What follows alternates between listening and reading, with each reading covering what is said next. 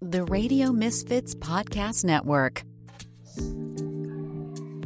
Hi, everyone. Welcome to the Planted with Sara podcast. We are still in Barcelona. And I am feeling so lucky because we are here with a bunch of friends at the beautiful Choko Lounge in Barcelona. And today our conversation is going to be about cannabis tourism. We are all visiting.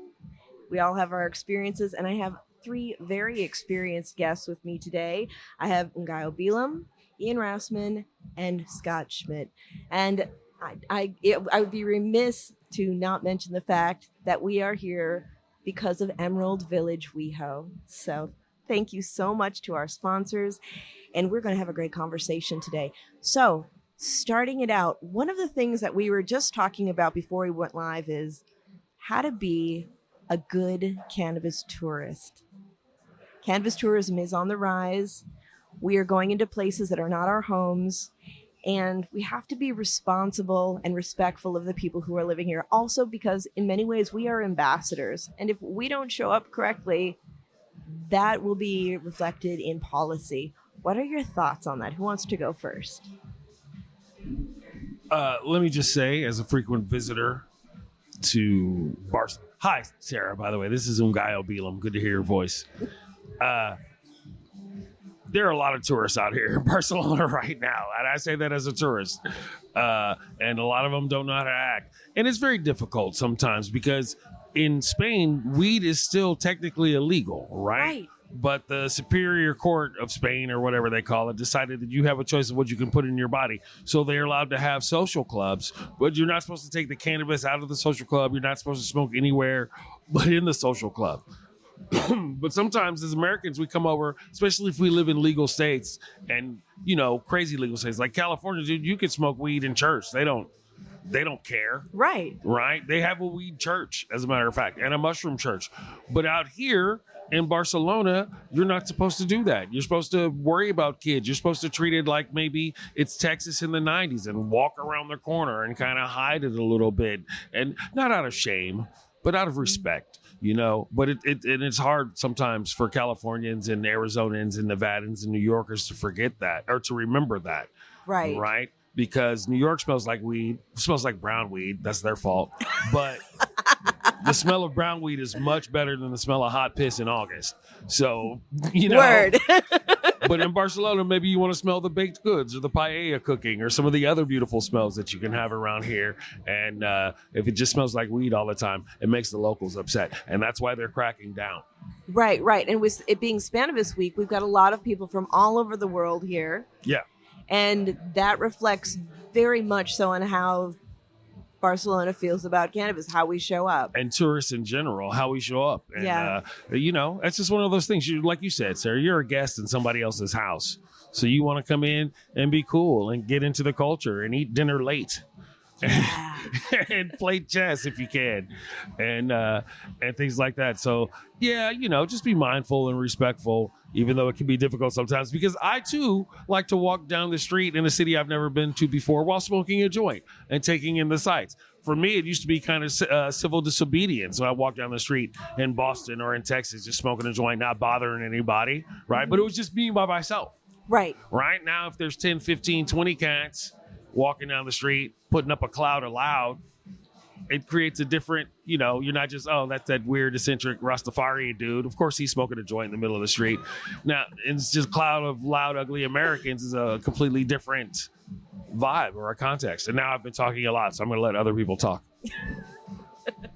I know Scott's been waiting. Scott's like, shut up so I can get on the mic. Hey, thank you, actually. And you bring up a good point for tourists about we are in people's homes and we're visitors. And whether it's a place like Barcelona where, you know, even though lounges themselves aren't technically legal in many ways, but if you go to a place where it is legal, we still have to be respectful because not everyone is a cannabis person, right? So West Hollywood, California, we have been very progressive on cannabis issues for 20 years. We had the first medical cannabis ordinance. We had the first in the country. We had the first adult use sales in California. We had the first lounge in the US. We did the first cannabis block party. But people still don't like the smell of folks smoking weed down the street. And if you light up a joint in the middle of the Abbey, they could lose their liquor license. And so just because a city or a locale is progressive and embracing cannabis doesn't mean that you can do it willy-nilly anywhere you want. Just like you can't walk down the Sunset Strip with a martini in your hand, right? Right. Put it in a paper bag. Right. Well, and one of the things that I have to say is I think that West Hollywood has come up with an excellent solution to that problem, creating beautiful lounges that anybody would want to hang out in. Yeah, and I think that one of the big differences between, let's say, Amsterdam and Barcelona versus the States largely is in the States, cannabis businesses are largely dispensaries, kind of like a liquor store. You pick it up, you go, you take it home. We don't have that lounge culture in the U.S. yet. And It was taken away from us. Yeah. In the early days of the medical cannabis dispensaries, most of them had a lounge or an area where the patients could sit around, right? Harborside had massage, and Berkeley Patients Group had peer therapy and bingo night and movie night and all these things. And so you could sit and you could smoke and you could, cannabis is a social drug, right? A bar is a social place to consume drugs. Why not a cannabis lounge? A coffee shop is a social place to consume drugs. People like to do drugs with each other, right? That's just how it goes.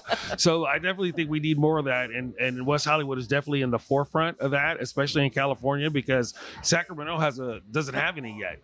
San Francisco has a few. I don't think there's any in Berkeley. And you should be able to pop down to the local. Yeah. And it makes it easier for everybody. Absolutely. Now, I know that in Oakland, Rooted in the 510 just opened their lounge, and it's really nice to see that. But I want to see more things like what we're seeing here in these clubs. I mean, I know that it's tricky because you have to be careful when you leave. You have to be respectful. But when we're in this lounge, not only can we get water and soda, but we can actually have beer and other beverages so that, hey, you might come in here and hang with a friend who likes to have an alcoholic drink, doesn't necessarily like to smoke, but you can sit together and consume and enjoy and commune. I think there are a limited number of places in the world where you can really go as a cannabis tourist, and Barcelona is one. This is Ian Rassman, by the way, and it's a pleasure to be here, Sara.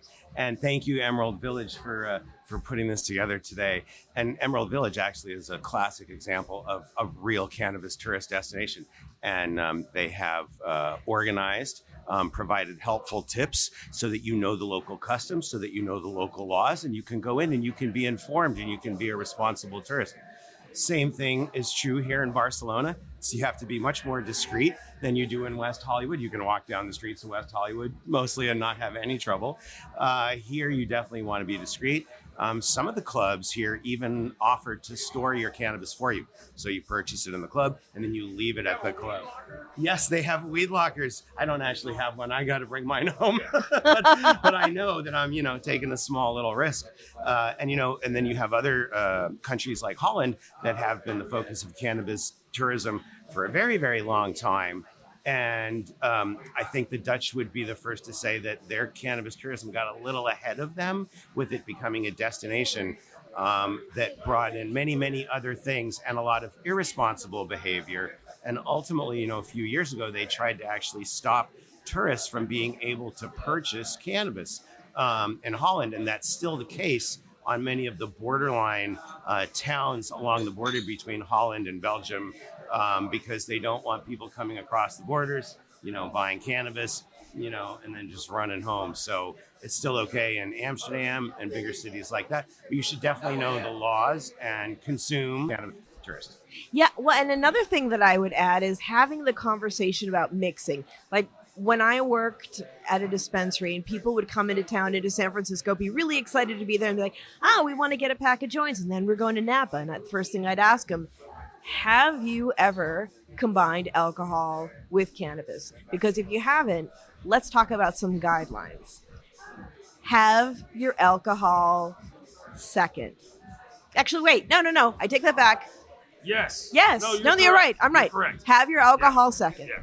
If I'm stoned and I get a little drunk, it's generally cool. But if I'm really drunk and then I try to get stoned, that's when the spinnies start and the holding on to the earth and the Listen, a little crossfade between friends every once in a while, especially in a dignified and refined manner. Maybe you're smoking a fancy weed and drinking a nice scotch, right? Chocolate hashberry. Yeah. is my favorite go-to with a little Scotch crossfade. The chocolatiness and the smokiness of the Scotch really intertwine deliciously. Yes. And it creates a nice buzz, so you can pontificate like an old English professor. But I mean, that's definitely what happened in Amsterdam. Like rookies come to notice what's going on, and now you got someone drunk and vomiting in the street, and someone else trying to fight somebody. So you know, but be an adult at all times. That's it. And just know before you go. Yeah, I mean, the last thing you want is to show up drunk at a cannabis lounge, whether it's Amsterdam, Barcelona, West Hollywood, make a fool of yourself, vomit all over the place, or even worse, vomit in front of the neighbor's steps next to the lounge, because you'll be gone the next day, but that coffee shop in Amsterdam has to live with the neighbor that uses the steps that people are getting sick on every night, right? And so you don't want to be that person, right? And so we have recommendations that we provide to our guests in a map that we hand out at hotels and at our dispensaries, and talk about crossfading, but also really the best advice is to start low and go slow, because a lot of us will smoke weed at home. Maybe it's the last thing we do before we go to bed, and perhaps we can handle like a half a gram or a gram joint, but when you're in public, it hits you different, right? So there's a lot of external factors. You've got to figure out how to get home, and you may not be able to have that full gram pre-roll or even a full half gram pre-roll. I don't know, I'm a lightweight in public. So I say, think about maybe start at half of what you would normally do at home, see how it goes, how it hits, and then if you're fine, carry on the party. But don't go all in the way you might be used to at home if you're consuming in public for the first time. Right. And if you're going somewhere and you see an edible that looks really good, really think about the milligrams. Oh, God. Have a conversation. When I was working in a dispensary... Mess up your metric conversion either when you're talking about edibles. Don't forget to convert properly. That is so key. Absolutely. I had a woman who came into the dispensary, and it was back when you could get little brownie bites that were 120 milligrams. And she was like, I want this. It was chocolate and caramel and peanut butter. And I said, have you ever had anything before? No, but I want that. And I had to talk her out of it. I had to tell her, listen, if you eat that edible, you will be holding on to the toilet. And even if you don't believe in Jesus, a heroic dose. And Jesus will come and tell you, even if you don't believe in him, that you are a silly human being. Growing your cannabis business is exciting until it's not. Struggling with messy operations, supply chain chaos, or tough decisions? New Holland Group is here to help. They partner with founders and execs to untangle the hard stuff and scale with intention. Thinking about expanding globally? New Holland Group helps you think big while staying grounded in compliance, culture, and safety. Strategic expansion done with purpose, experience, and integrity. Visit new-holland.group to learn more. Right. So, in California, our regulations say that edibles have to be in serving sizes no larger than 10 grams. So each gummy should, 10 milligrams of THC, not 10 grams. Right? Hey. That would be a heroic dose. 100 milligrams per package. Right. And so a few years ago, I was in Washington, D.C., where it's not regulated. And I saw 100 milligrams on the package and assumed that it was 100 milligrams in the entire package. And I had a very rough 2 days. So just don't make assumptions just because where you live, things are one way, that they're going to be the same in other places that you go. Absolutely. I'd also like to say that legalization is awesome. Not mostly, but in large part because you do know how many milligrams are on a thing now. You used to just eat one and hope for the best. Right. And now you can be like, well, I'm usually in the 5 to 6 milligram range or something like that. And also back in the day before weed was legal, but we had dispensaries, Corova used to sell, remember the 5150 bar? 1,000 milligrams of THC in a decent sized brownie. And I knew people would come in and buy them and eat the whole thing. I was like, bruh, I'll see you in a week. He's like, no, it's my birthday, dude. I'll be okay tomorrow. I'm like, all right, happy birthday, I guess. I think it is very important to realize that as you move from between the different markets, those edibles are substantially different. In California, we've become used to, 10 milligram serving. To your point, Scott, 10 servings inside of a package. It's very scientific. It's almost broken down like a dollar. It's very clear to understand how much of that whole percentage of edibles you're eating. In Amsterdam, for example, it's very much the opposite. You get a single serving edible that looks like it's one cupcake, but it's for 10 people. So you might eat that whole thing and then, you're out for a long time. So, and then it's really important, if you're lucky enough in Amsterdam to get some labeling on the product, check that you're doing the conversions right between milligrams and, all the metric between European and American, because you really might not know what you're taking. So slow and steady, and check with the locals. Actually, really ask a lot of questions and say, what is this? Tell me more. You have to ask questions. Not all these markets are labeling products like what we see in the US. So you really, it's buyer beware. And be careful. It's not a bad idea to maybe buy a little high CBD flower. If you think you're going to take an edible, then you might get too high, because CBD will block the THC receptors and might smooth you out a little faster. Excellent. Right. Oh, definitely. And I think, and I think, the biggest mistake that people make is to, they're traveling and they see legal cannabis or accessible cannabis, and, they think, let's see who can get the high fastest.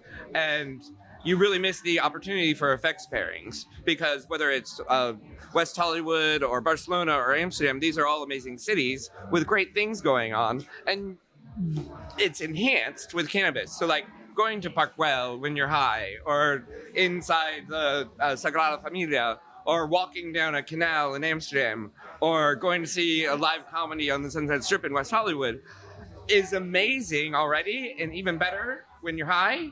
But if you're too high, you miss those experiences and you miss the destination that you're in, and that's really would be a shame. Yeah, how sad would that be? Exactly. Yeah, I mean, apparently in this podcast we're talking to people who are new to weed, so that's cool. I would like to remind them that the object isn't to get high high as a kite, but not so high that you fly away. Right? You want the cannabis to be the umami flavor of your experience. You want it to enhance it and deepen it and add a little depth and earthiness to it, perhaps, but you don't want it to overwhelm your experience, because, you just like to be a little high when you do stuff. Right.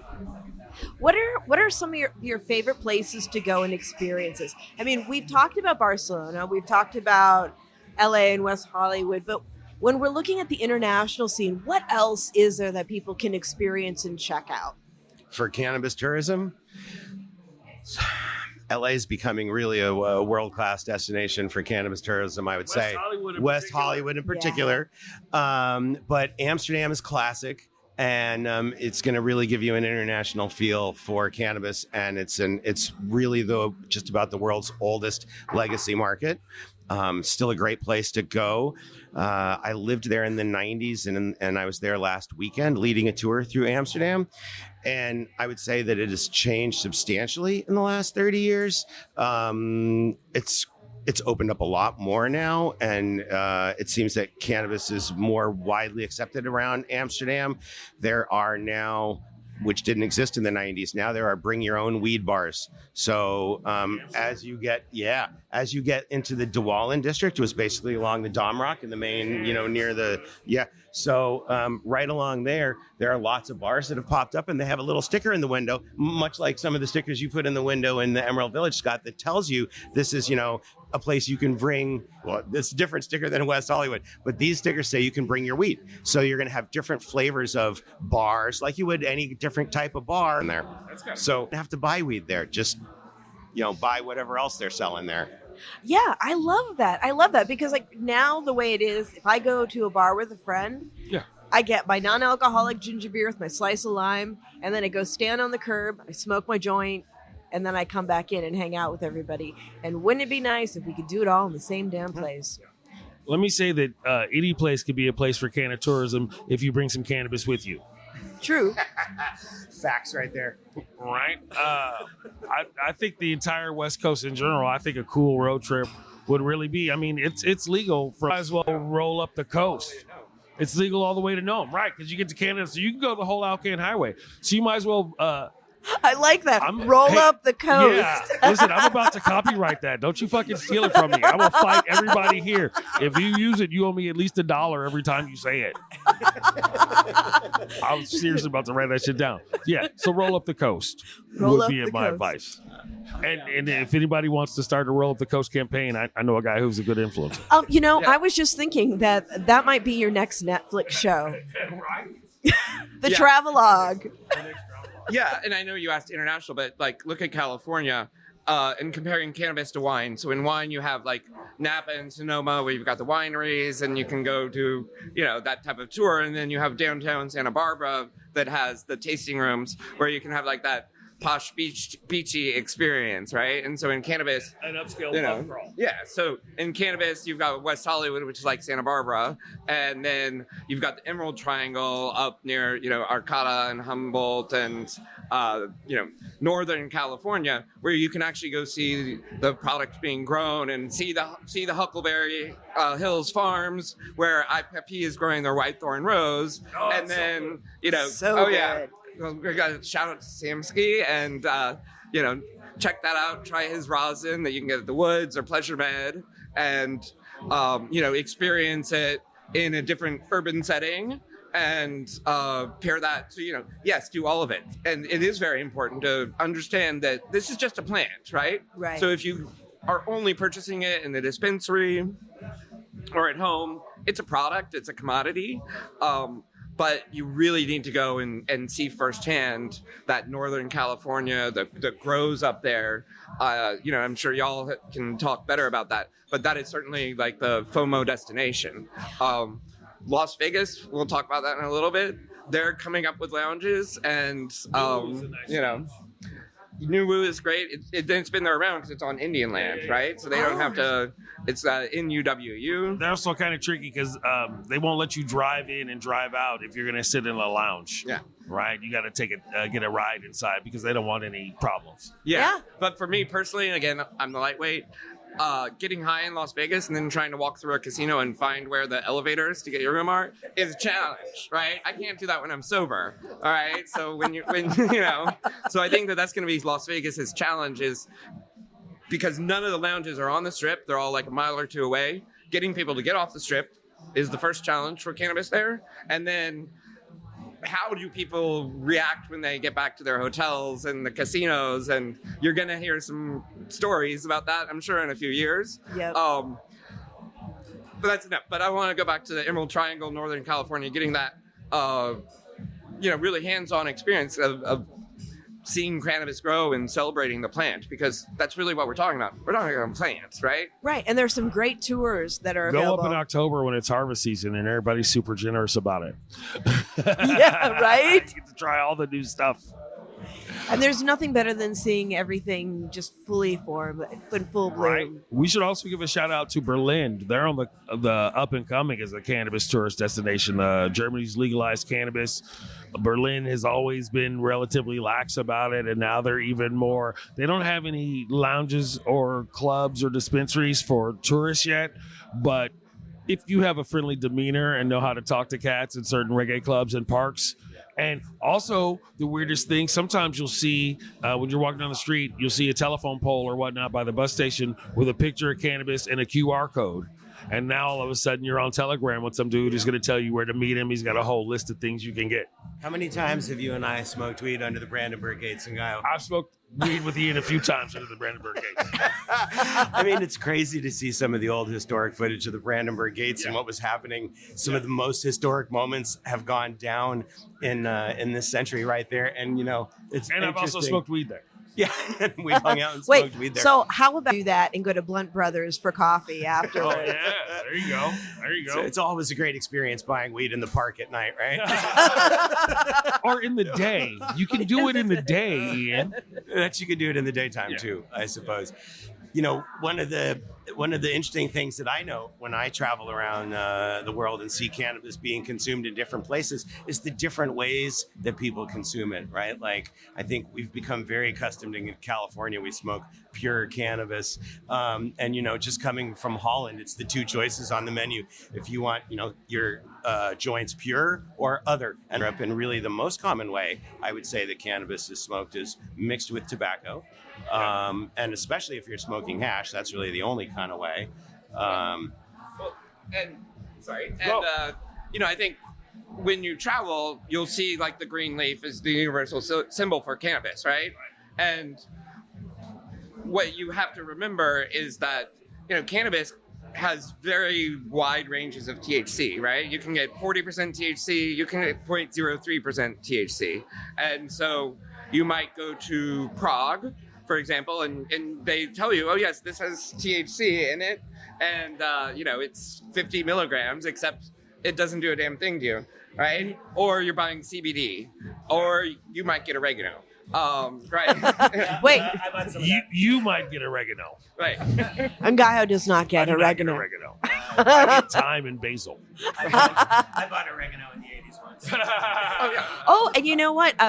I just heard, because Jeff, our handy dandy producer here, was just saying that Santa Cruz just voted in consumption lounges. Nice. How exciting is that? That's great, and we have to give a big shout out to Matt Haney, the state assembly. Get a lounge bill passed. Indians tried to kill it. It got vetoed twice by the governor, and finally we got it over the line this year. And that's been amazing, and it opens up those opportunities where you'll be able to do food pairings in the lounge and have it served directly from a kitchen that's in the same building. So, in West Hollywood, we're the creative city. We found ways around it. So at Pleasure Med, they opened up a kitchen in a building next door and the catering license, and they'll walk it into you. Or you can scan a QR code and order cookies from Junior Cookies or pizza from Fresh Brothers, and they'll bring it to you directly to your table at Artistry. I had that. I had some bomb pizza at Artistry. Right? Yeah. And now it's going to make that process a lot easier, and it's better for the business because they don't have to deal with, having separate businesses and buildings and all that stuff. So thanks a lot to that Assemblyman Matt Haney for that, and congratulations, as we're going to see a lot more of them across California. I love that. Oh, and also going back to Berlin, I know we're jumping around a lot, but I mean, we're here for Cannabis Week, but Mary Jane is getting huge. Mary Jane is getting huge. Also, the International Cannabis Business Conference, internationalcbc.com. I'm the host and MC, by the way, full disclosure. You do not want to miss this event. No. The host with the most. This is going to be the biggest event in Europe this year. Absolutely. Next month in Berlin, ICBC. Don't miss that. I'll be there. Every year I'm there. And of course, it gets bigger and bigger, especially since they legalized. Yeah. And everybody wants to go into business in Germany. And Germany's really pushing it forward. And hopefully Switzerland and Spain and the UK will be next. And yes, the Mary Jane Festival, it's gotten so big they've had to move it from that spot that it was on right next to the river on a boat, and you could just chill, and it was great. But Germany's really doing big things. Yeah, I think Mary Jane got a lot bigger last year, and I think it's set to be bigger again this year, and it's really picked up a groundswell since legalization, as has ICBC. I think cannabis is spreading, the cannabis culture is spreading so fast across Germany, and they're tasting the freedom from it, and these events are growing, and people are coming together to celebrate the plant. So it's a huge moment in Europe. Germany being, of course, the large economy that they are, a G5 economy, them legalizing cannabis is going to be a very substantial precedent setter here in Europe. And I know many of the other European countries are all looking towards Germany to sort of, set that pace. Yeah. Now, we're in Choko Lounge in Barcelona, and I have to say that so far, this is my favorite lounge. It's absolutely so beautiful. But what are some others that you've enjoyed here? What are ones that people should check out if they want to bop around and kind of get a feel of like the local culture?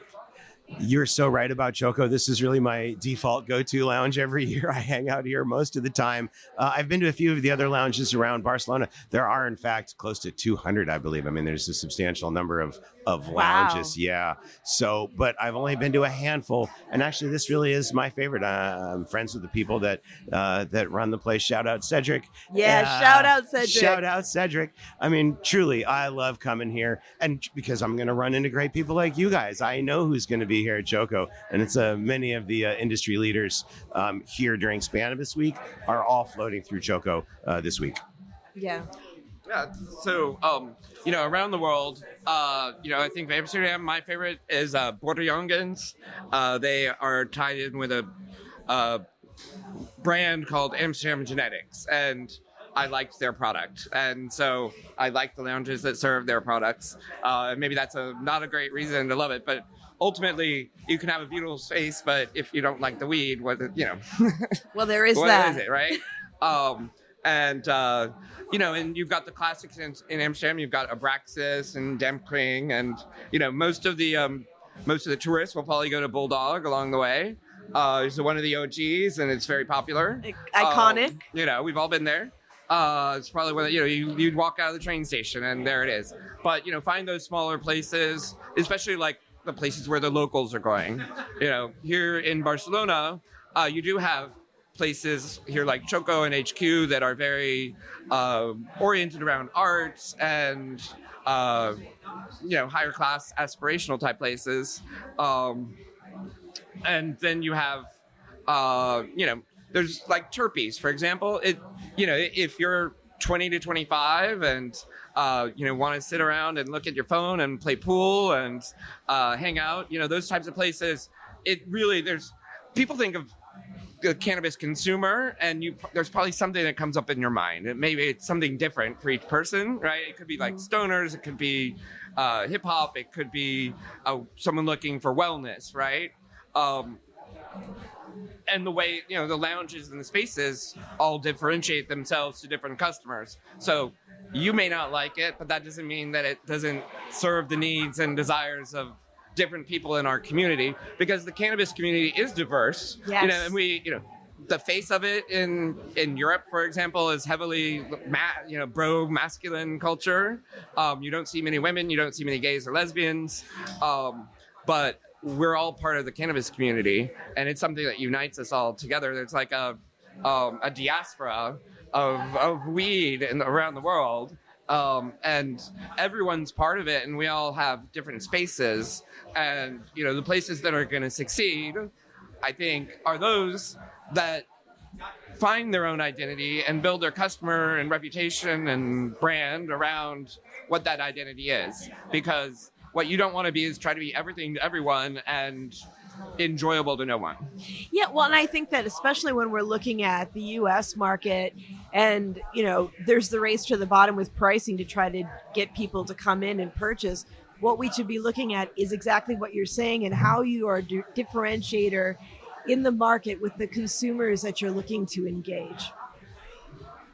Yeah, so, and in California, we're blessed because we have both a wide selection of strains, but also a huge variety of product types, right? We were talking earlier about how in Amsterdam you can get, mixed 50-50 with tobacco. In California, you can buy bath bombs, right? You can buy lubricants. You can buy anything that you can think to infuse is being infused in California and sold. And so it gives many more options, and it gives the dispensaries the ability to differentiate themselves. So, for example, we have Calma, which is a female-forward dispensary. They have a whole section with female-owned brands and female-oriented products, and that's their DNA. LAPCG started out in the medical world 20-some-odd years ago. Shout out Don Duncan. Yeah, thank you, Don. And, they color code their product by the terpene profiles. So if you're like me and you know that limonene and pinene is going to make you a little bit shaky later on and you want to avoid them, to avoid the yellow and the orange colors, for example, right? And then you've got the artistry, which has art on the wall for sale. And so each one's a different vibe. You can get sun-grown flower at the woods. Sorry. I'm just shouting everyone out. But why are you apologizing?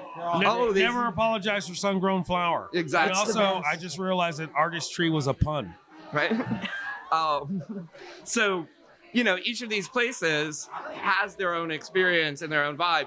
And so we can have 10 dispensaries in a town of 35,000 people and not have to compete directly on price because everyone is getting their own vibe, right? You choose your own experience. Yeah. And, it's kind of like going through one of those things when you were a kid where you write in the words and then fill in the story later. But that's how it should be, right? Like you think of a bar. Sometimes you go to a sports bar. Sometimes you go to the dive bar. Sometimes you go to the fancy bar. Sometimes you go to the one where they make all the ridiculous cocktails. Sometimes you go to the tiki bar. And so that's beautiful that Emerald Village is like that. And that's also kind of how Barcelona is like. Like some are almost like shared workspaces, and some are like sports places where you smoke weed, and some are, I mean, we need more. I feel like there could be more feminine energy in some of these clubs out here. I mean, there's a few, like Dr. Do is cool, Mon Ami is cool, but a lot of times it's a lot of dudes. Yeah. Which is cool, I guess. But you know, I don't know. I'm just saying that there's a lot of different styles out here in Barcelona. It's one of the things I belong to like 15 different clubs. So it's one of the things that I like about it is that you can pick and choose your style just like you can in West Hollywood. Emerald Village, West Hollywood, the heart of cannabis culture in Los Angeles. From the first legalized dispensaries to the nation's first cannabis cafe, WEHO leads the way. Visit legacy spots like AHHS, LAPCG, and MedMen. The fresh vibes at Calma, Urban Leaf, and Green Queen. Chill at lounges like The Artistry, OG Cannabis Cafe, Off the Charts, Pleasure Med, and The Woods. Emerald Village WEHO, the world's 5-star cannabis destination. Your elevated escape awaits. I love that. And it's funny because I started out in the Castro. So I always looked at, I was always really about the queerness of cannabis and really looking at it through that lens. Like we used to joke that we were a bunch of nerdy queerdos that taught people about weed, and we had a beautiful setting. And then you go to see all the different settings that are available, and it's wonderful to see everybody's interests and what piques their hearts and minds being represented in all these different models, which I just love, you know, because it's right. You don't always want a fancy pants place to go. Sometimes you want something that's a little bit more casual. Sometimes you want something to do. Sometimes you just want something close. Right. There you go. So what were you going to say, Ian? Nothing. No comment on that. There's definitely, you're definitely in for a different vibe in different cities and different clubs and different lounges all over the world. So fortunately, cannabis is growing, and it's a choose your own experience. So this week, when we're all here, what are some of the things that you're excited about and you're looking forward to doing, or that you've done that you've really loved? Highlight of the week for me here during Cannabis week is actually always ICBC. This is really where the European leaders are gathering, and the world leaders actually are coming together for ICBC. Cannabis, great shout out to Cannabis. Different kind of show.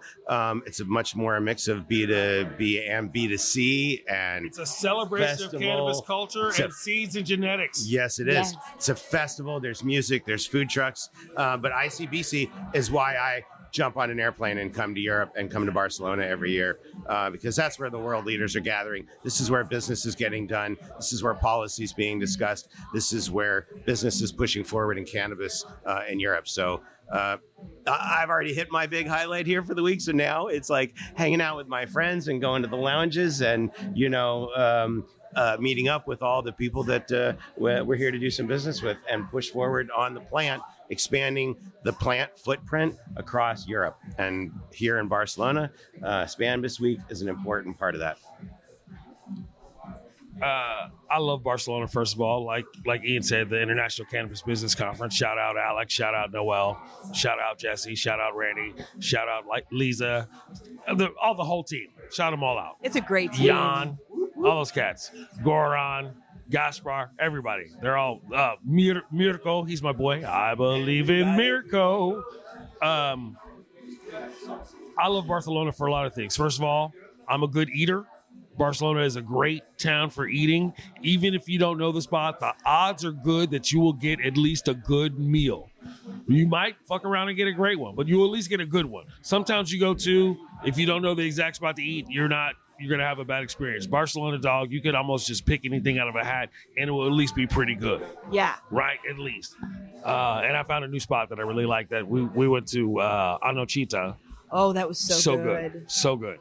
The ham, the Iberico ham, baby. I also really enjoy the public transportation of Barcelona, man. I walk and take the bus every year, 3-day pass for $25, and you can go everywhere. And a lot of times it's faster than taking your car, right? Especially if you factor in looking for parking. Yeah. And paying for the window that gets smashed, which doesn't happen very often. There's more like pickpockets here. I'm trying to learn to become one. I'm going to start pickpocketing the pickpockets, right? It's an excellent skill to have. Is this your wallet?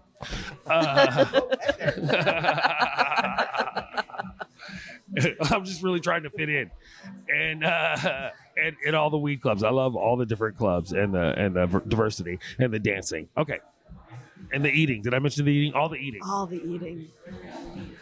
Yeah, and my favorite part of coming to Barcelona for this week is really the people, right? The connections that we make, and we're all here for the same reason, because we love cannabis and we're part of this community. And there are folks that you may not that may live in your own town, right? Yesterday, I met a guy from the San Fernando Valley, and we never knew each other. And just the connections that you'll make, and those can be long-lasting relationships and friendships. 3 years ago, I was a novice and came to ICBC. I heard Jamie Pearson give the keynote address. I thought she was amazing. And yes, she is. Shout out to Jamie. Yeah, shout out to Jamie. So she and I I was on a panel for the American Bar Association talking about cannabis hospitality. But we needed a woman speaker. And I'm like, hey, Jamie, would you want to do this? And she said, sure. I'm in New York that week. I'll just take the train down. And, so getting those connections like that, and they're long lasting. So when we had the fires in Los Angeles, Ian down here and I PR'd up, and we created an accessory and device donation drive. And we wanted people, because there were 180,000 homes that were evacuated in the Palisades and Altadena. And chances are they didn't put their bongs in the go bag, right?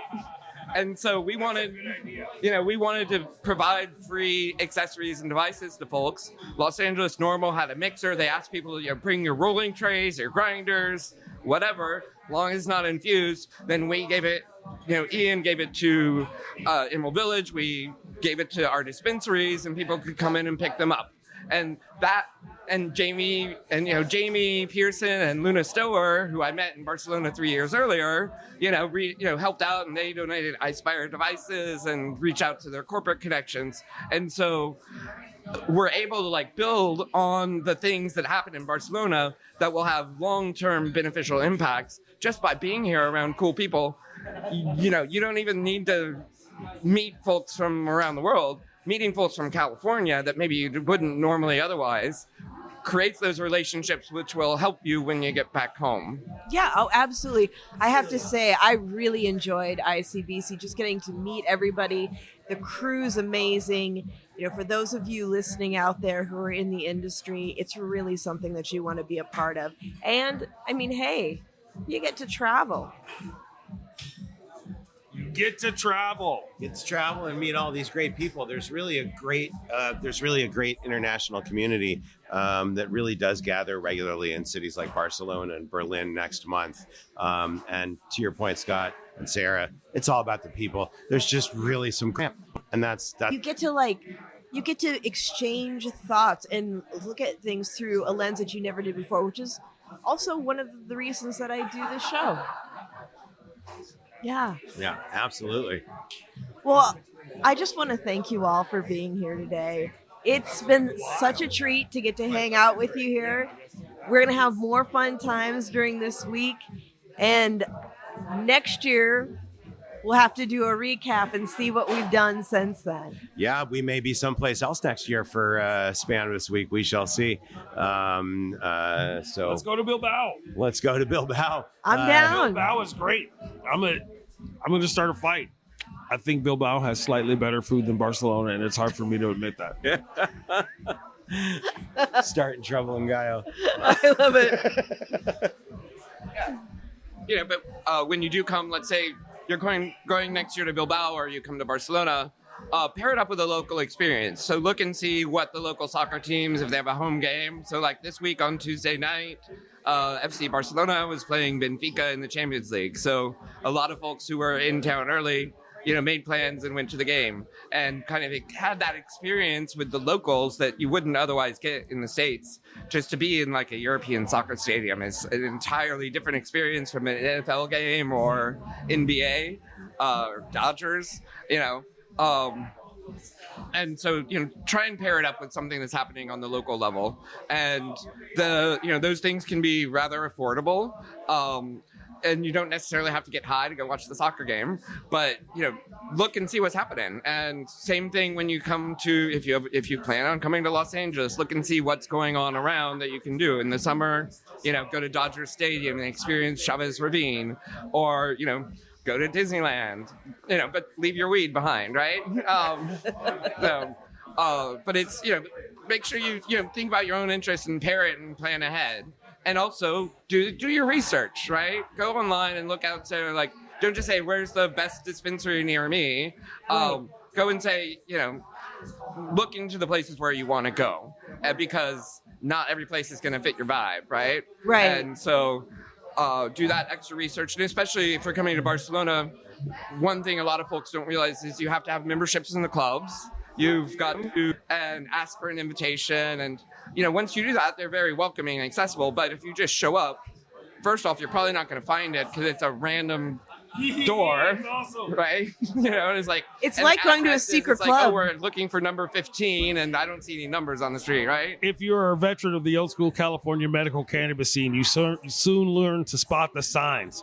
They're all very similar. Like, remember back in the days when cannabis dispensaries in California couldn't really advertise and they were all keeping a low profile, so maybe you see a guy sitting outside the door and you know what I mean? Yep, right? I do. And you were like, oh, that's probably the dispensary. So there's not a guy sitting outside the door, but it's kind of the same vibe. Once you've been to a couple, you know what to look for. Right. Well, and I think, Sarah, we're going to talk about this later during Pride Month, but there's a lot of similarities between like the old school dispensary architecture with the blacked out windows, the metal bars, and what gay bars used to be before the 90s, but for one in San Francisco, there were no windows, right? No one wanted to see what was going on inside because they were imagining nefarious things. No one inside wanted to be seen necessarily. In West Hollywood, we expanded our sidewalks, put out sidewalk cafes, and all of a sudden the gays were out drinking on Santa Monica Boulevard, at 5 p.m., 50,000 cars going by, and all of a sudden people weren't thinking that, these people are, doing the things that they thought they were doing. And it's the same with cannabis. Like, once we opened up the dispensary archetype, and it really started with MedBin back in 2016, becoming the Apple Store of weed at the time. But they changed the idea of what cannabis retail could be. And now we have like floor-to-ceiling windows, and people drive by and they're like, oh, that's a dispensary, and it's normal. Right. And that is going to do more to help cannabis in the long term become normalized and legal. And with it, they don't care, right? Right. And, we also, we haven't talked about the difference between THC and CBD, but CBD is kind of a gateway into it. So, my parents live in Texas, very conservative. They got a hybrid car for the first time, and their dog freaked out whenever it went into the electric mode. So they got CBD dog gummies and gave the dog CBD every time he was going to go in the car, and it worked. And that changed my parents' mind about the plant from CBD all the way up to, the THC stuff that they have. Yeah, I mean, those experiences are so important. Conversation is normalization. For those of you that are looking to come out and experience cannabis tourism, like we said, do call your me. research. Just call me. Yeah, just call me. Just call me. If you look closely, my phone number is on my Instagram profile. Don't tell anybody. This is just for people who listen to Sarah. Just call me up. I'll give you advice. Come check in with the community. There's always action going on. There's always things going on in big cities like Los Angeles. What's your website that has all the weed events? Rassman.com. You can check out all the weed events that are going on globally. You can go to Rassman.com. He does a really good job with it, too. Oh, thank you so much. It's really about building community, making sure that we all know where to find each other. This is the roadmap of where we can all meet up. And so thank you for the shout out there. But really, there's a lot going on all over the world with cannabis at the moment. The movement for the plant's really taken off. Well, and talking about shout outs, everybody tell everybody how they can find you and what you're doing. Yeah, so Emerald Village So our website's emeraldvillageweho.com. You can see the lounges, you can see the dispensaries, and choose which ones you want to go to beforehand. Follow us on Instagram, and you'll see whatever's happening. And then plan ahead for Halloween, because the last 2 years we've done a whole block party on Halloween in the middle of Santa Monica Boulevard, Nice. Route 66, America's Highway, and we took over it for an entire block. Halloween night. Sorry. He gets verklempt. Halloween night, it's beautiful, man. Get your kicks. Smoke, flick your bics on Route 66. You know, a number of events around the world. I will say there are a number of like big events around the world that are happening.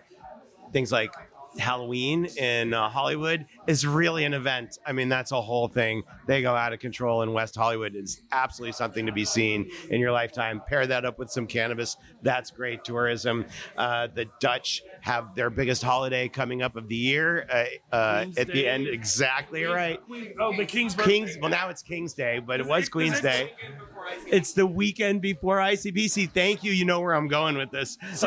Did the day change since they have a king instead of a queen? Is the birthday different, or is it just No, they have ceremonial? actually, it's ceremonial now. It did move a little bit, but now they've standardized it. But the entire country gets the day off. Everybody wears orange.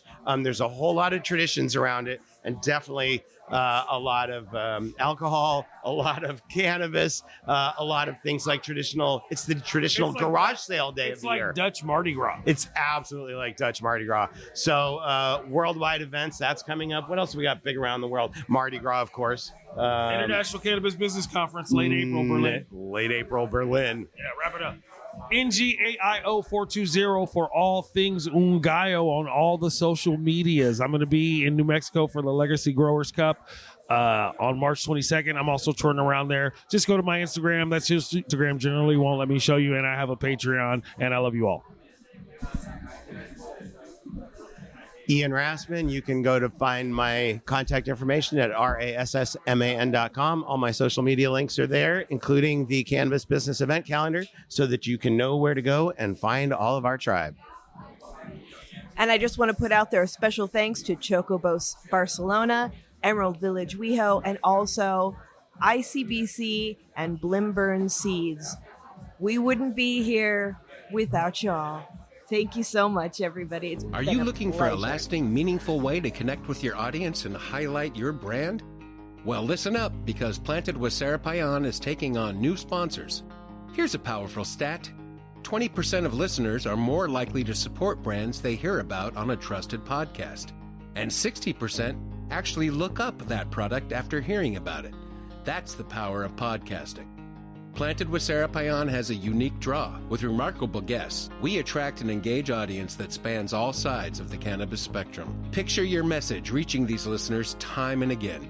Podcast ads are evergreen, meaning your brand stays relevant as new audiences discover and binge past episodes. It's a long-term investment that keeps on giving. If you're looking for a targeted, passionate audience with lasting impact, the right listeners are here waiting to meet your brand. Visit plantedwithsara.com to get a copy of our sponsorship deck today. Hi, everyone, and welcome to the Planted with Sara Payan podcast. I'm Sara Payan, your host, and we are broadcasting live at Choko, Barcelona, a beautiful lounge in downtown Barcelona. We are brought to you today by Emerald Village WEHO. Visit lounges in West Hollywood for optimal experience. I am so excited to be with this group today. So now we are going to go from cannabis tourism to why we can have it. We are talking to breeders and growers and purveyors of seeds. Today we have Johnny Casali of Huckleberry Hill Farms, Jordan Pyhtila of Old Harris Farms, Jessica Lilga of Alpine Seeds, Seed Bank, and Reggie Weedman, seed breeder. He has Canna Country Selections and Great Latitudes Genetics. Welcome, everybody. I'm so excited to have you here. We're all out of California. How crazy is that? First off, let's talk about what you see here versus what we've got back at home. Hey, Sarah, it's a pleasure to be here. what we've seen is that there is a lot of smaller growers here, and the culture is very different, and it's exciting to learn and see a different perspective. Yeah, thanks, Sarah. This is Johnny Casali with Huckleberry Hill Farms. Similar to what you just said was that, you know, what I'm finding exciting is seeing all these little small home growers. Kind of brings me back to my childhood a little bit, seeing their excitement of here. And so seeing that twinkle in their eye really gives me a lot of encouragement moving forward and giving me a pathway forward for where I might go back home. So, but I'm sure Jordan has seen and talked to a lot of people. So, hey, Jordan Pyhtila with Old Harris Farms.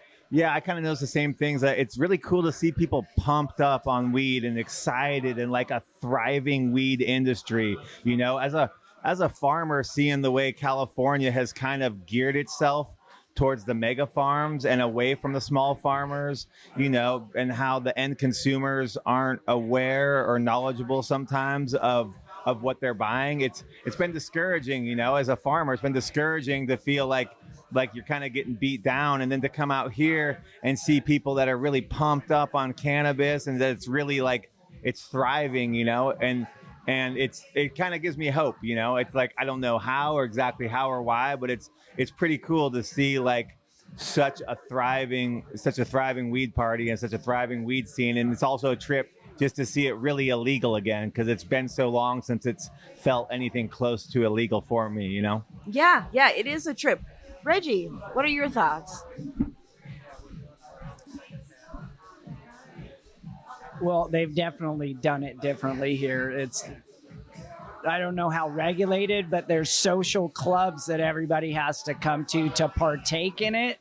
So like over in California, we're smoking, you smell it outside of every building and nobody cares. It's like, it's not as much, but the social club aspect is really cool because it's a venue. It's bringing people together around this flower that we love, this plant.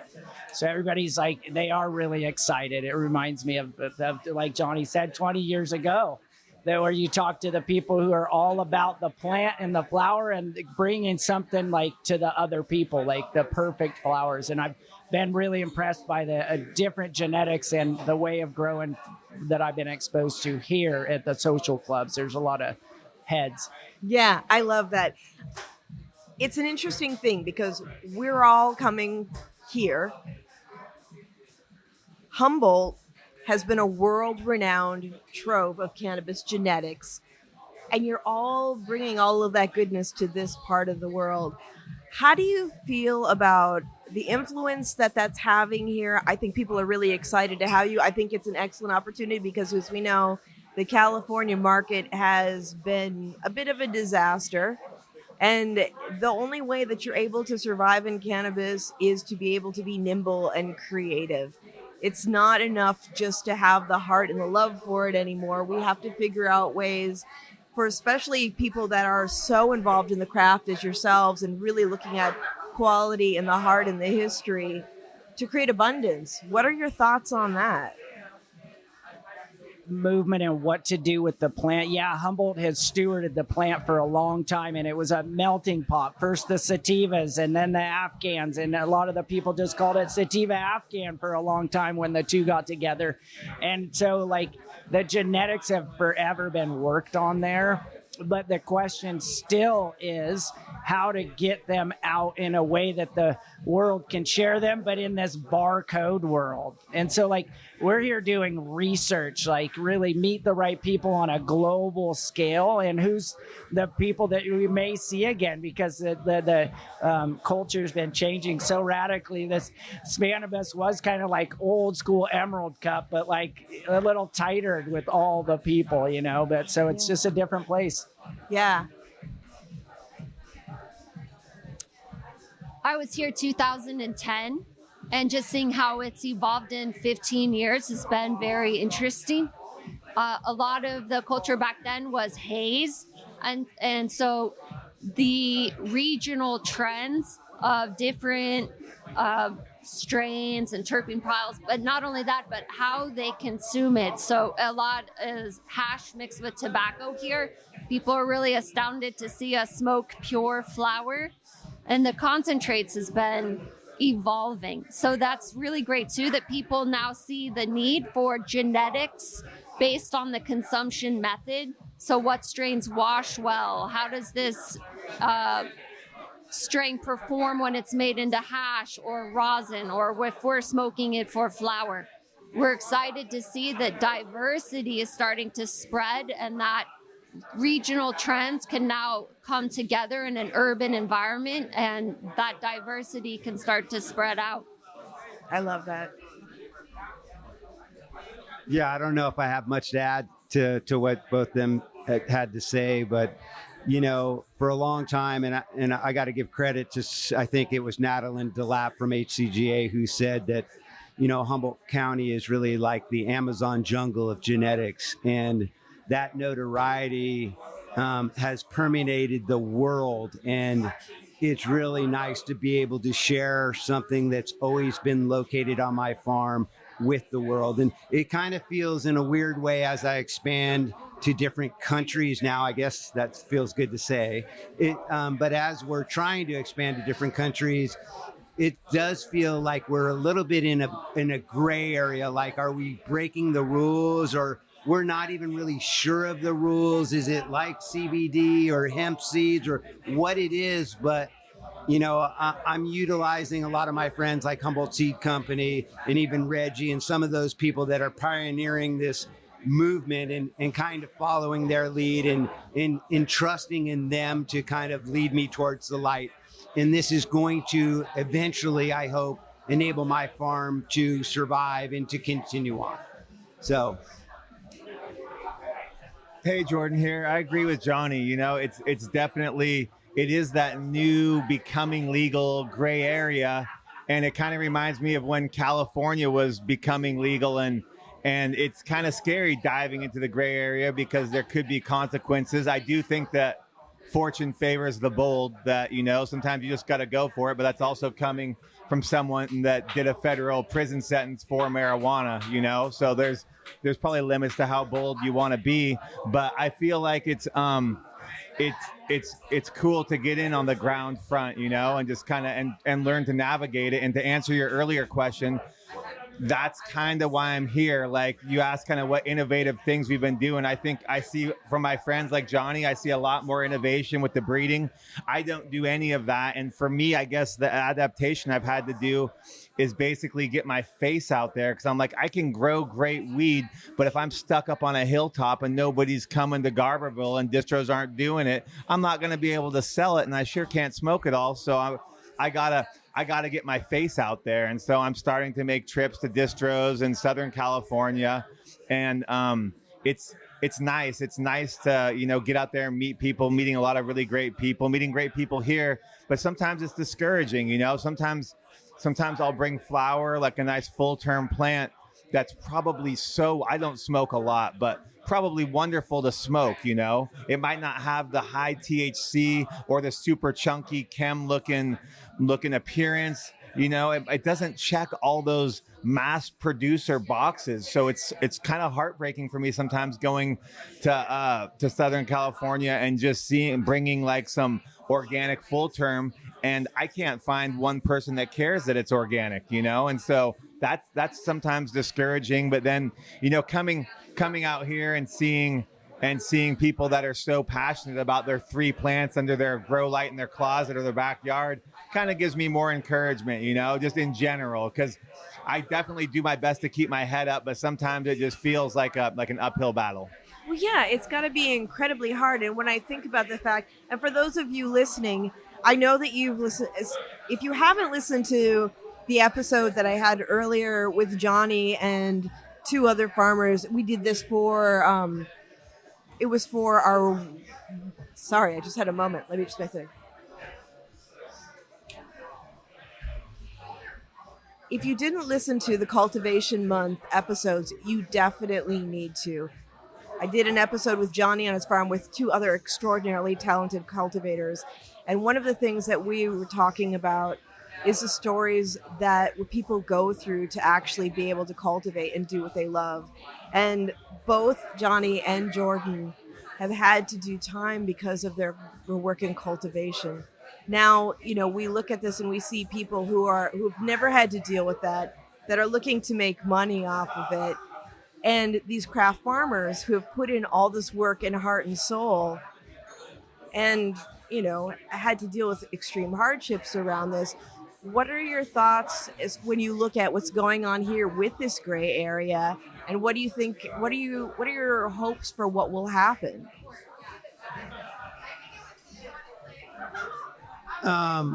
This is Johnny Casali, and my hopes, I think, are similar to everybody's hopes that are here from the States, is that we're going to be able to find another avenue of distribution eventually, maybe get ahead of some kind of federal legalization or national legalization, and be in that forefront to be able to have a foothold in other countries. And it's just really fun, just even selling my first pound of weed legally in California. Part of that, it wasn't really so much about the money. It was participating with Willie Nelson and participating with all these people and saying, I've been in hiding for my whole life. And now, excuse me, I finally get to share with the world what I've been doing for the last 50 years. And in Garberville, currently in the Emerald Triangle, we've been beat down for so long, for the last 8 or 9 years. It's really taken the wind out of our sail. And just coming to Cannabis for the first time is giving me a new outlook on what's possible, and that new excitement of what I felt like when it was first legal, and seeing these people excited about our genetics and to grow our genetics and to share them growing our genetics really is exhilarating for me. And that's a big reason why I do what I do. Yeah, I love that. When you're looking at the genetics, and the last time that you and I spoke, Johnny, we were talking about different farmers growing in different places, and with the terroir and just the areas there, how those affect the genetics. Have you talked to any farmers out here, cultivators out here, to see how those genetics are showing up here versus in Humboldt? Because it must be so different. Or are some of the climates similar? Hey, Jordan again. One thing I noticed, I didn't get too in depth with the people about how the strains adapt and stuff, but I feel like a lot of people are pushed indoors. Like I talked to a lot of Europeans that their climate isn't really conducive. Like if they get lucky and don't get too much rain, they can do it. But that's something I've always thought about, like people on the East Coast. They get those afternoon thunder showers and stuff, and it can ruin your whole crop. We're pretty fortunate in Humboldt that we have such an amazing climate, but I think that it's not just the climate, but it's also the fear of police and stuff that pushes people indoors. So from when I hear your question, I kind of just think about how there's just so much indoor farming, and it reminds me of the days that when I was trying to grow larger amounts of weed, in the late 90s, early 2000s, we would do it indoors so that the helicopters flying over couldn't just see a field full of marijuana, and so it's interesting just to talk to so many indoor growers, maybe that have a light or two in their closet. And so it'll be interesting to see. I think after time maybe is when they'll figure out just what strains or whatever, if there's strains from Humboldt that work good over in Europe outdoors with the climate. I think that'll take some time for people to refine. People are asking those types of questions though. And before I pass the mic over to Reg, because Reggie's really he's a wealth of information in this area. But to that point too, is so many of the different people that took pictures with me today showing buds and stuff from Germany. When I saw the posts that they did that they wanted me to share, they covered their face with like a clown face because they're so fearful that their country in Germany they'll have some kind of repercussion. So to Jordan's point, they're still very fearful of law enforcement, just like we were back in the 90s. Yeah, that's all I can think too. Most of the people here are indoor. So that terroir is the same as indoor everywhere.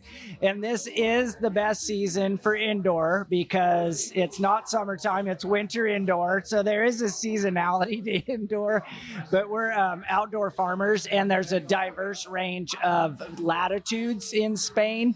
And I've been told we need to trial some things at 41, and Humboldt's at 40 degrees north latitude. And so we're right in the range, 41 right now. There's some spots up north, but I'm itching to see how they do down in 27 degrees north latitude, southern Spain and stuff.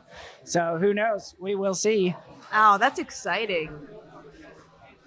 This is Jessica with Alpine Seed Group, and I represent several breeders, primarily from Northern California. And one thing is that there's a big difference in how seeds are produced. We are producing seeds, small batch, the highest quality, organic, regenerative soil agriculture, really respecting the earth and the plants. And by having this craft boutique production, then the seeds are individually sorted and tested before going to market. There's a lot of work to prove. So just because the seed was produced outdoor doesn't necessarily mean it's not going to grow well indoors. And a high quality produced seed is going to have, the best genetic potential. That the people that you're talking to have been very inspired by having you all here. I mean, you all have a rich legacy of your work. And it must feel good to be able to get people inspired to grow and to be curious about these genetics, and also to be very aware of their farming methods and how they're doing it with the intention. What's been some of the feedback that you've gotten from people about that? You're right. It has been exciting where people are so excited that California came to them. They're all like, we're in this little spot over here and we're in this little spot over there. And it's like, we're here and they're just like, yay. So it's just been exciting, because we're all celebrating the plant. Yeah, you can feel the energy in the air. Oh, yeah. Yeah. Jordan again. Following Johnny around the event is like hanging out with Tom Cruise or something. It's so funny. Everyone comes up and they're like, oh man, I see you on YouTube. I see you on Instagram. What do you think about this? And they just start going. I felt like I had to kind of field some of his conversations, like do the light work for him just to so he could keep flowing around the event. So I'd start talking and then they want to ask some question I don't know about one of his strains. I'd be like, Johnny, what do you think about this? And this and that. But it's pretty fun. It's pretty fun to see how passionate people are with people that have a presence like Johnny does. I mean, I just set up my Instagram an hour ago for my farm, and so I've kind of maintained that mentality. My whole life I've been growing up with the idea that you don't want to get caught doing this, and it's really hard to reverse my mindset, especially after prison, that I just need to be like social and outgoing. I'm so used to keeping secrets regarding marijuana. So it's really challenging me for me to adapt, but I feel like I have to adapt or perish, I need to really I am the farmer, I'm the marketer, I'm every part of my farm. Of course I have people that, that help me get through it, but it's definitely, it's different, hanging out with Johnny, being all famous in the scene from, I haven't done any of these events before. I haven't entered in cannabis cups. This is kind of my first time being social, and it's fun. I think I really need to do and want to do more of it. Do you find that the enthusiasm that people have for your work is inspiring for you? Oh, for sure. Cause I get double pumped up when somebody's like enthusiastic towards me, then I take it to the next level and I can just sit there and I'll just be flapping with somebody nonstop for sure. That kind of energy feeds on it. You feed on each other's energy for sure. Oh yeah, absolutely. And Johnny, people have to be thrilled to have your genetics here too. I mean, you have done so much work. I mean, just the work that I know that you are so modest about it, but you've won so many awards for your genetics. It's got to be exciting to have people excited about what you do. No, for sure. That's a big validation that I get, and that really motivates me to go forward. But I never want to take too much credit, because as much as I'm so grateful that Whitethorn Rose is kind of taking a life of its own and really shine the light on my farm, I'm most appreciative of what Whitethorn Rose has given me the platform to really be able to share the small farmers and the journey that we all have been on. Because, like my friend Teddy from Canna Country, who Reggie helps out a lot, has some amazing strains like the Canna Country 26, and we got Ridgeline Farms. And there's a lot of farms behind the scene like Jordan and like Galen from Eddersburg that have never done a podcast, that have never really had the light shined on them.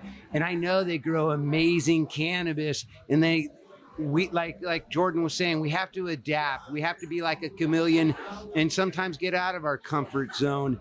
And I was fortunate enough to have worked with a company early enough that forced me to kind of do that, get out of my little bubble, and it's worked out now. And so I only feel like it's my job to really shine the light on those other farmers that I respect and that should be given the credit to. Blimburn Seeds has been a trusted name in cannabis genetics since 2002. With roots in the US and Europe, they offer premium seeds, clones, THCA flower, pre-rolls, and professional nutrients. Ship fast, secure, and guaranteed worldwide. Explore over 1,000 strains in curated packs designed to help you grow with confidence and pride. Catch our 3-part series featuring a live interview from Barcelona with founder and CEO Sergio Martinez, only on Planted with Sara Payan. I love that. When people are talking to you about genetics in your seeds, what are some of the cultivars that they're the most excited about?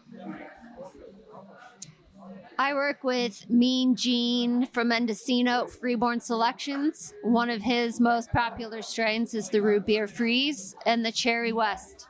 The Cherry West is exceptional because it grows so well in such diverse climates, especially when the growing season is short. I also work with Reggie and the Canna Country 26. That's the hot ticket. I love it. I actually had some of the root beer not too long ago, and I was exceptionally excited about it. It was like a treasure because everyone was like, "Oh, you got that? That's not easy to come by." So it was a special little something in my day, I have to say. Mm-hmm. Of course, Canna Country 26 is like what most people know in this like new world. It got on the cover of High Times. It was Emerald Cup. It was Canny Fest. There's some Hawaiians that I like to run. We have one Sparkle Pony that's a Malawi crossed with a Southern Humboldt strain from back in like 2007. We made the seed that a lot of people love at the events like this. It kind of turns some heads. And the Kriz from Maui. And unfortunately, Reggie slipped a little bit, and he forgot about a new special strain that is now how farmers are kind of gravitating towards each other and sharing genetics with a limited amount of genetics. And last year, Reggie and Teddy were gracious enough to bring over their number 38, it's an amazing strain in my opinion. I've had it in hash early on before they've actually put it into the hash market, and we crossed that strain with our Whitethorn Rose, which is known for hash too, and we developed a strain that we both named Country Rose. And for a minute it took our manufacturers to kind of figure it out, but currently they're all saying that Country Rose might be the next Whitethorn Rose or the next 26 in the hash world. And excited because it's entered into the Leaf Bowl coming up here in the next couple months, and we're going to see how it really goes up against some of the big heavy hitters, the Skittles and all those other known name brands that are out there. And of course, I've done some collaborations with Ridgeline Farms that are gotten a lot of attention too. So the collaboration with other farmers and really sharing their genetics with each other, which hasn't always happened, is now starting to expose itself a little bit. And, that always comes with trust. Yeah, well, when I went to go visit Dylan Matol, he shared some of the Paradise Pine with me too. And that was really, really good, I have to tell you. Yeah, that's one of our favorites. Unfortunately, I think in the hash world, and I don't speak about hash like I should. I don't know enough about it. I've always been a flower guy, but I've always told it needs to check all 3 boxes in order to make it in the hash world. It has to have the terpenes. It has to also have the yield. What other one does it needs? There's color. The color, and if it doesn't check all 3 boxes, it kind of doesn't make the cut, even though it's amazing. And unfortunately, Paradise Pine was like a low yielder. It's amazing terps, and it is probably competition quality. It just, with all the other amazing strains that Canna Country Farms has, or Ridgeline Farms has, or Huckleberry has, we're able to explore avenues moving forward with those other unique genetics. Who knows, maybe Paradise Pine comes around the corner, but it was a limited batch. It was a 2024 limited edition that will no longer be. So when you hear those limited edition strains come on, you better get it while it's around. I feel really lucky that I got it. And talking about that, yields and the terpene content and what it's appropriate for, how are you feeling as educators for these people who are interested in genetics but may not understand that? I mean, we saw some of this when the Farm Bill passed and we were seeing everybody starting to cultivate CBD, but they weren't necessarily cultivating the right seeds for what they wanted to do. How is the education on this side going for you? What are people asking? Do people understand the fact that certain genetics are better for certain modes of use?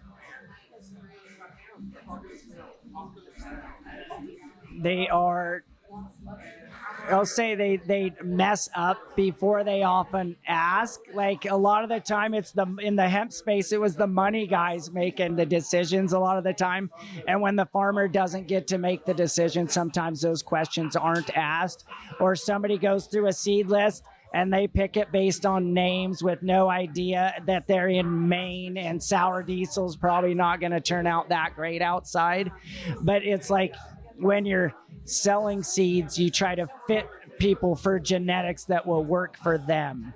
And so like the attributes of quick finish or purple color or whatever the flavors are that they're looking for.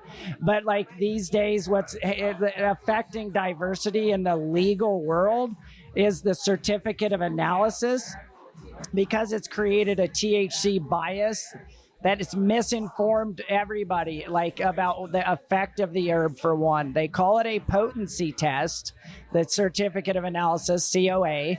But like what has always informed, like what it's always been like the measure of potency for the user is how it hits, like how long it lasts, whether it amps you out or it chills you out or like whatever it may be. So like the users have a different idea of like what potency and effects are. And so these days, like what's affecting things is that THC bias, where growers and breeders like us, if we're in just the legal world and everybody needs a high THC, we're losing genetics. We're getting rid of things that don't fit into the barcode world.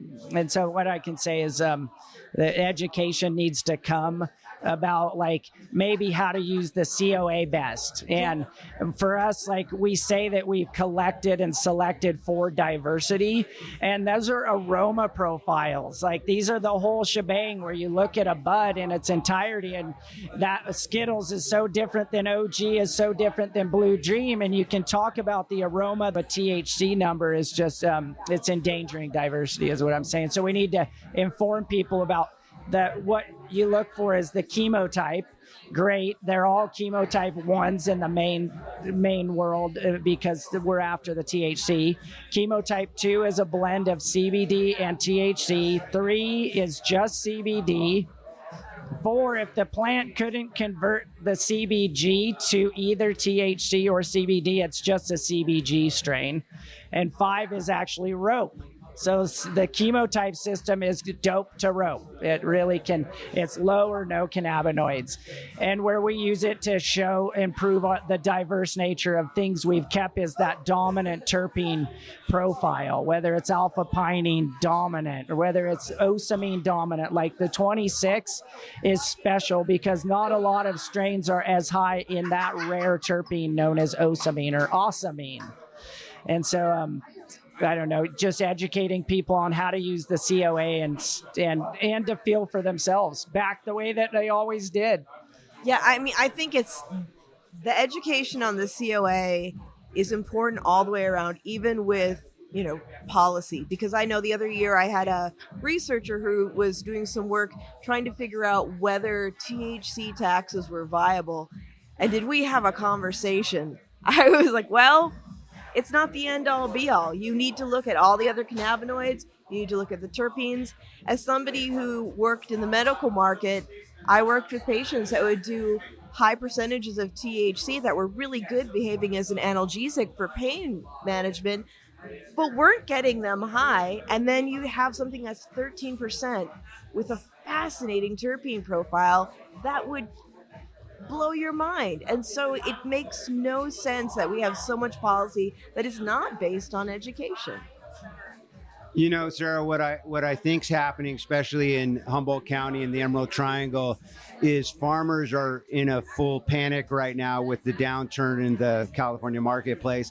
And is if you have a manufacturer, retailer, or a distributor that wants you to grow a certain product, that's what you gravitate towards. And I'm thinking, and I'm talking to my friend Jordan on a daily basis, saying, why don't you do that? And the more knowledge, and the more you get out there, and the more you expand your knowledge of the possibilities, the more you can poke your head out and start selling seeds or start selling hash or exploring that.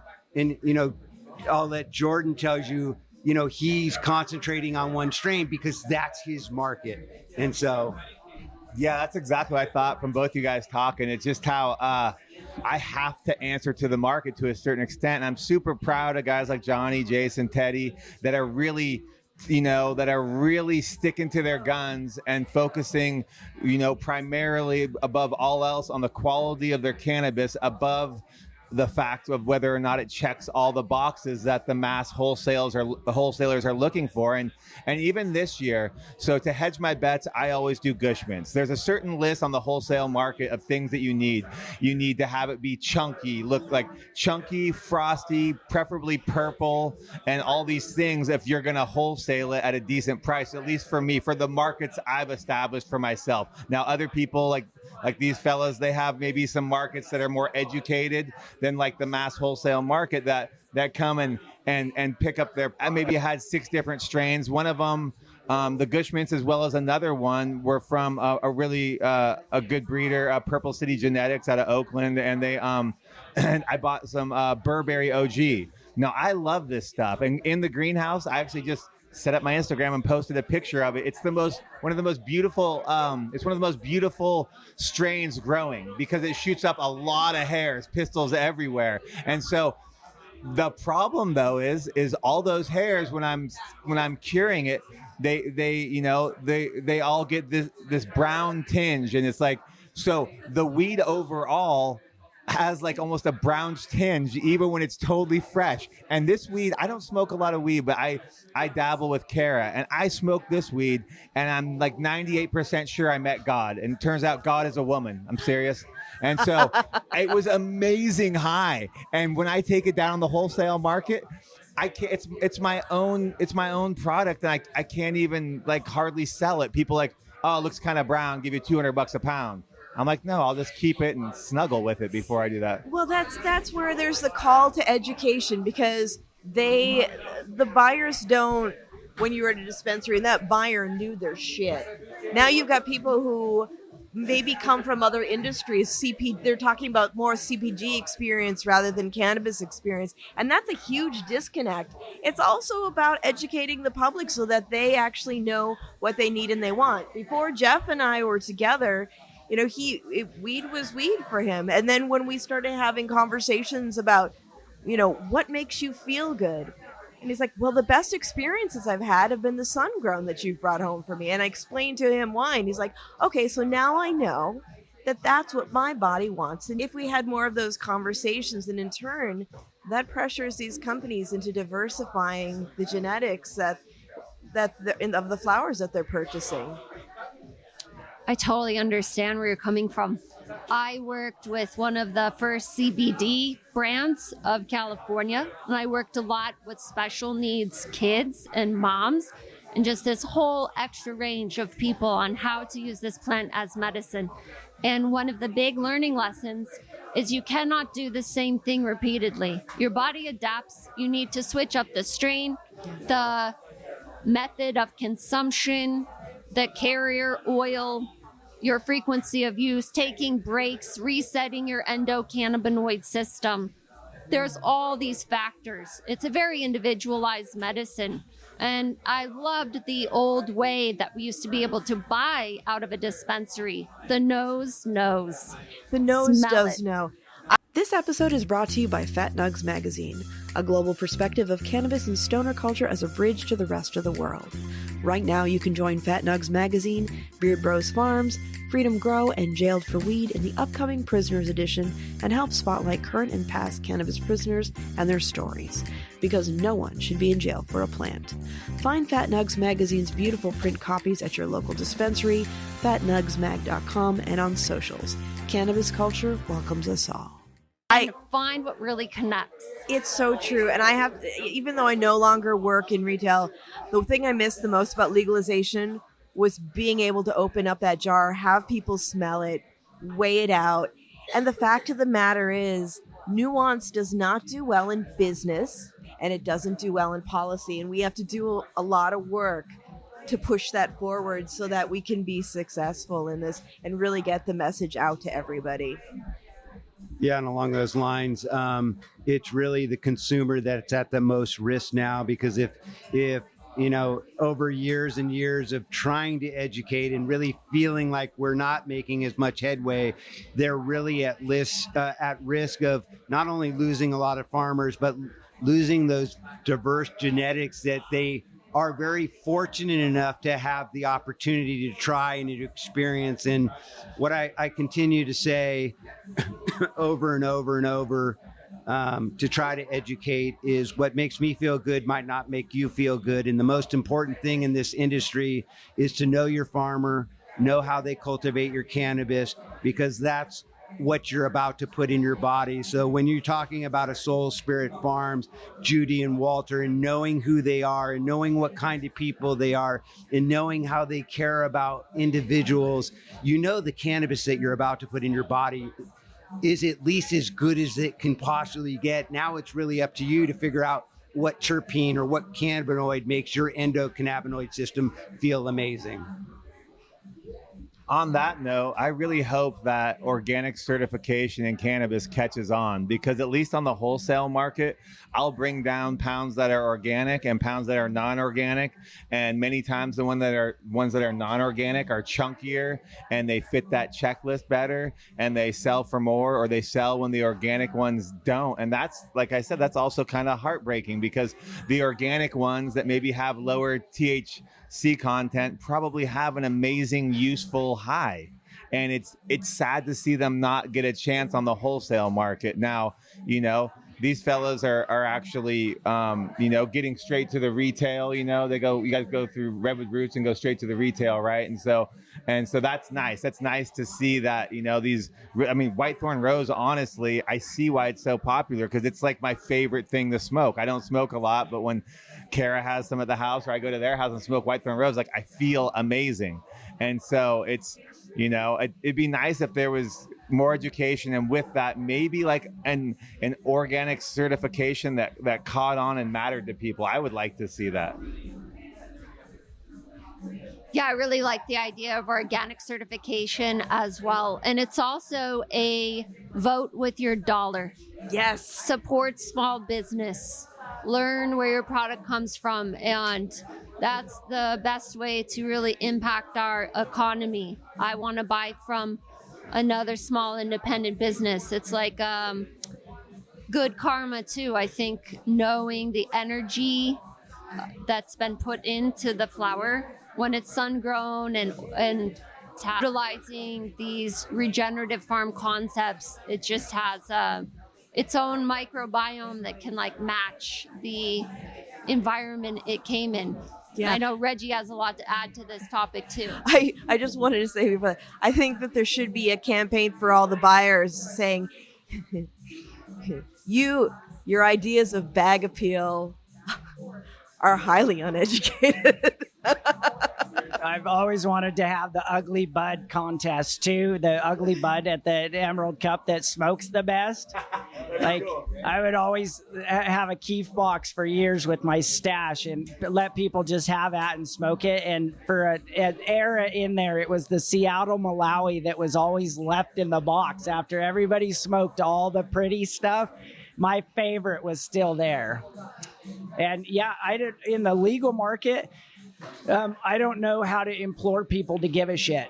I don't. I hope that people give a shit, and that's what we're all talking about. Care who your farmer is, care what it is, and like, how do we create a brand or create a movement? Because I think the sun growing movement above all else needs to be like, now the plant is out, and like we have big decisions to make. There's regenerative agriculture, great, I love it. There's degenerative agriculture, which way worse, and then there's indoor, which is like it's not messing up the soil, but unless you factor in all the ecological consequences of the lights, the indoor environment, you're putting water inside, so it's not the pesticide, whatever else there is. So like, I'm always asking everybody, how do we get people to give a shit? And it's definitely the plant and how it touches us. And it's letting people have experiences with things that will blow their mind, that totally prove them wrong, and all of their thoughts around that. I have to say that, I did not understand a lot of this when I first started out. The first time that I had a really good sun-grown cannabis experience, I was blown away. And then when I was visiting you, Johnny, you're like, hey, some of that really great indoor that you were selling for primo prices, that was just really beautiful sun-grown. And it's like, who knew? I mean, it's as long as you've all been in this, we still are in a very nascent period where we have to do a lot of outreach to the consumers, to the growers that are starting out, to the buyers who may love cannabis but are passionate with a great CPG background but may not understand what constitutes good flower because they haven't experienced it yet. There's a lot of things to do, and I'm so glad that you're all out there doing this, and we'll do more. One thing I'm wondering, like coming back to Europe, I was just talking to somebody who's doing work in Greece. What do you think about cannabis and the Mediterranean and how that can be? Because that climate isn't so unlike what we have in Northern California. Exactly. The guy today told me it's 8 months in Greece of no rain. I'm like, wow, we only get 7. But Mediterranean sounds very nice. Like, I'm sure that, it gets back to genetics, knowing what you're growing, where you're growing it, getting data. What do you like about that? Like, Johnny's location always is like needs earlier. He's crafted genetics that finish way early for other people because that's his microclimate that gave rise to that. So it's like the plastic nature of genetics right now is what thrills me in all of these new environments. And when you grow things with choices to be made, then the fun is like each farmer finding their best. Yeah, I agree. And I was thinking about too, as far as like there needing to be education and, like we were talking about, there needs to be some way to differentiate quality cannabis from just mass produced cannabis. And one thing I remember hearing about is how everybody was ripping on McDonald's, right? They're like, McDonald's suck. They have all this unhealthy food, blah, blah, blah. So McDonald's listened and they changed their menu with all these healthy foods that didn't sell. Like they actually tried, like, okay, you guys want healthy? Here it is. Boom. no one buys it. And that's something I feel like cannabis has a chance. I look at companies like Whole Foods and how like people want to buy healthy food.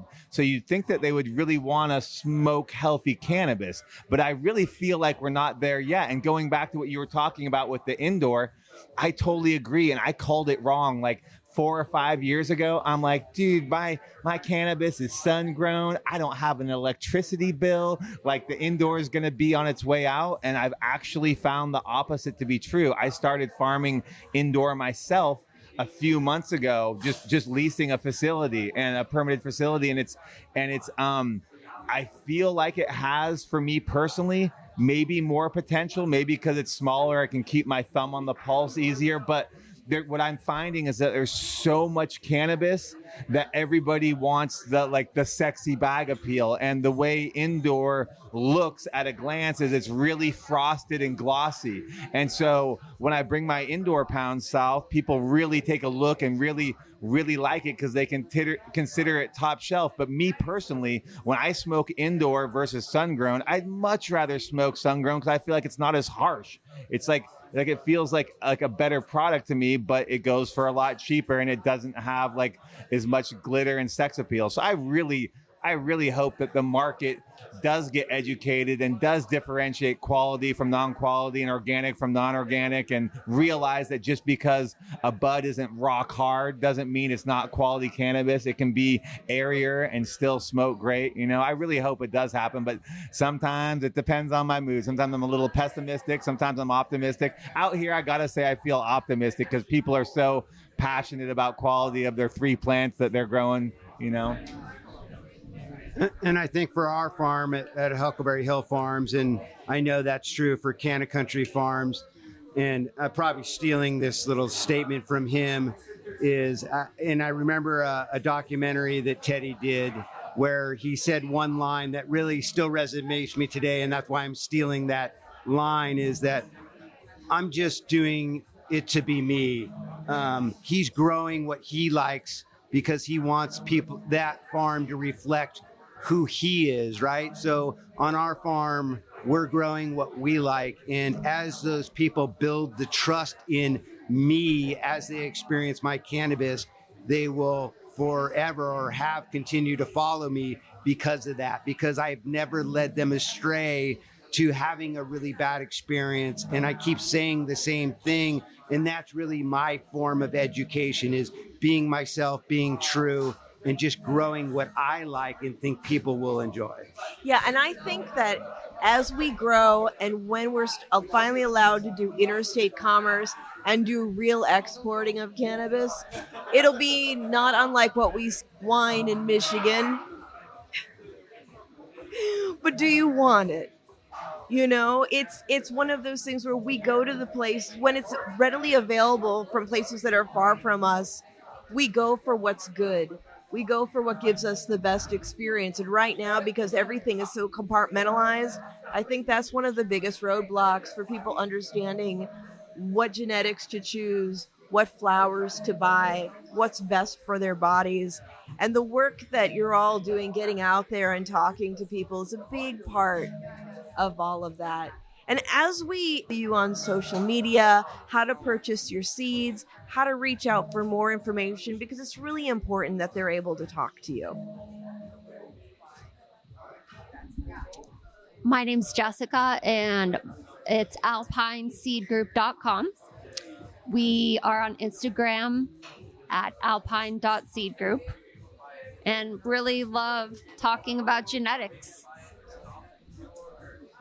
The Instagram I've put the most time and energy in on is at Canna Country Selections for what Teddy and I work with, the genetics. I have an Instagram profile of Great Latitude Genetics and Cal Legacy as well, but I really actually sign on to at Canna Country.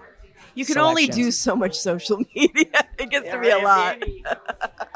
Yeah, Johnny Casali with Huckleberry Hill Farms. My partner's Rose Moberly, who really is the mastermind of our farm. But you can find us at our website, pickhumboldt.com.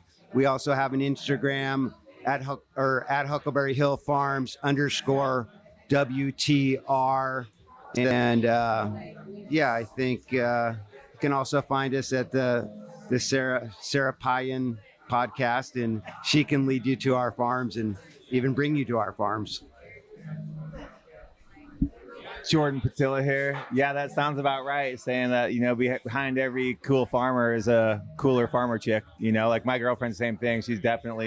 She keeps it all kind of running smooth. I can't keep up, and she's just an absolute workhorse that's passionate. That has the passion. I think that's super important. But my farm Instagram has been up for a total of 2 hours now. I did it just for you, actually, or for the podcast. Yay! Yeah, I'm like, I might as well have I'm posting on Instagram every day on my personal. So now I have a farm Instagram that is Old Harris Farms. That's it, with an S on the end, and Harris has 2 R's. Thank you so much, everyone. I know it's been a busy week, so I'm just so grateful that you were able to join me today. And let's keep the conversation going and have the most wonderful time in Barcelona. It's so good to see you all. Thank you. Thank you, Sarah. And everyone, remember, if you like listening, please give us a review, share it with a friend. Let us know what your favorite episodes are. And if you'd like to stay in touch over social media, we are Planted with Sara Payan on Facebook and Planted with Sara on Instagram and Twitter. You can also go to our website, www.plantedwithsara.com, or listen to us on our parent network, Radio Misfits Network, where there are other great podcasts, like one of my favorites, the Winemakers Podcast. So check it out. You can listen to Planted wherever you listen to your favorite podcast, whether that's Pandora, Spotify, Amazon, Google, Apple, Stitcher. Tune in. We are there. So join us. And until next time, stay curious, stay safe, and remember, it's a wild world out there. Be good to one another. Until next time, take care.